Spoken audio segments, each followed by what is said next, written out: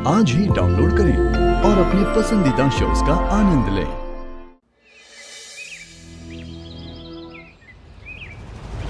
ये सब क्या कहानियां बना रहा है तू? मेरे केस का इन सब से क्या लेना देना?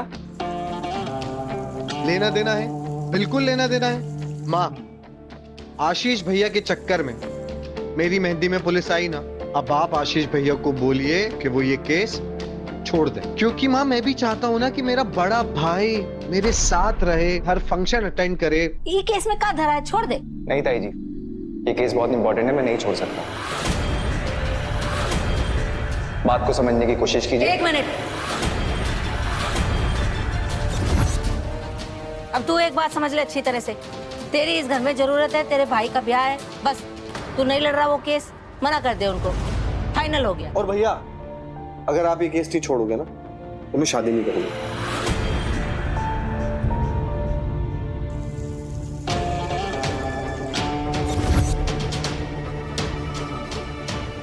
आशीष, दिनेश अंकल और मैत्री इस ड्रग्स केस को लेके काफी इमोशनल है। उन्हें ये ड्रग्स शहर की सड़कों से खत्म करने हैं और काफी पर्सनल है उनके लिए। आशीष, तुमसे काफी उम्मीदें भी हैं, क्या जवाब दोगे?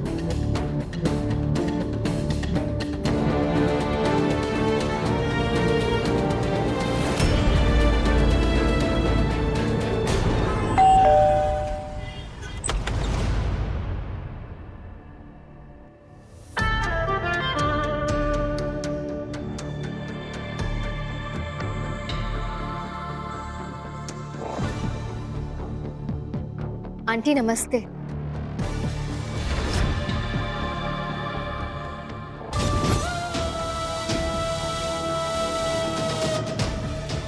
गलत घर में आई हो तुम। यहाँ पे कुत्तों का और तुम्हारी फैमिली का आना मना है।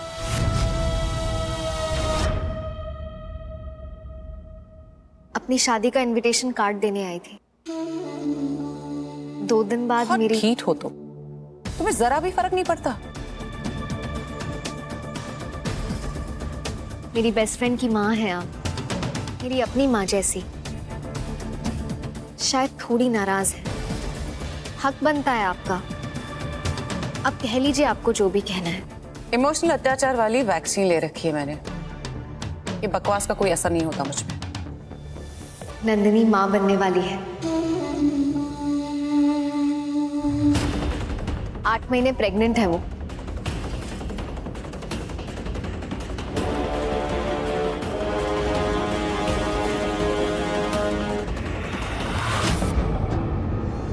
अगर वो शादी मेरी मर्जी के खिलाफ कर सकती है तो अपना बच्चा भी मेरी मदद के बिना ही संभाल लेगी।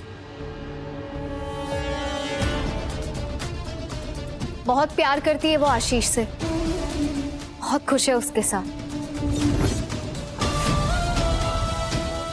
असल अफसोस तो मुझे इस बात का है कि मेरी बेटी मुझे छोड़कर एक असिस्टेंट की टीम में चली गई।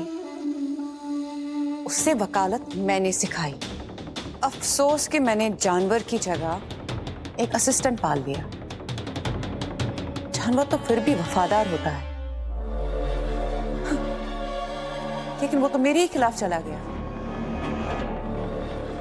मैं केस लड़ती हूं जीतने के लिए, सच या झूठ से मुझे फर्क नहीं पड़ता, लेकिन उसको इससे इतनी प्रॉब्लम है कि वो मुझसे नफरत करता है।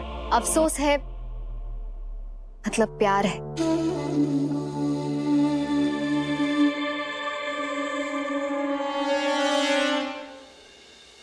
आंटी, आपके और आशीष के बीच में सिद्धांतों की लड़ाई है। पर आंटी, ट्रस्ट मी कि नंदू को आशीष से अच्छा हस्बैंड मिल ही नहीं सकता था। नंदिनी आपकी बेटी है, उसका बच्चा होने वाला है, आप नानी बनने वाली हैं। कोई भी मैटर इन सब बातों से बड़ा कैसे हो सकता है आंटी? मेरी शादी के बहाने ही सही, प्लीज नंदू की जिंदगी में वापस आ जाइए। आंटी, माँ तो सब कुछ माफ कर देती है, प्लीज नंदू को माफ कर दीजिए और प्लीज मेरी शादी में आइए।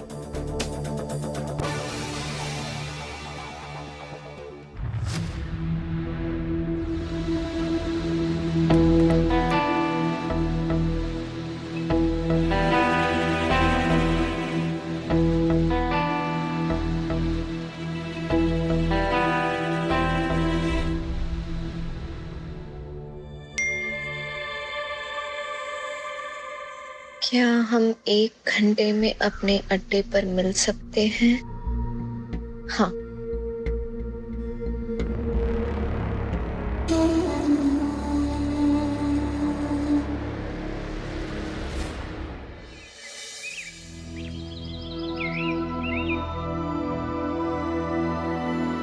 मुझे जेन्युइनली समझ में नहीं आ रहा है कि सारांश ऐसा बिहेव क्यों कर रहा है।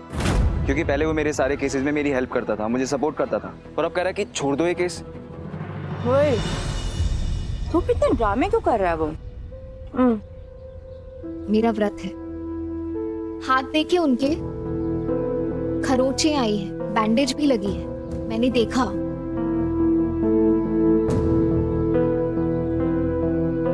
नहीं, मुझे कोई आइडिया नहीं है। आइडिया नहीं है मतलब? अरे बाबा, तुम ही तो कहते थे ना कि सारांश तुमसे हर बात शेयर करता है।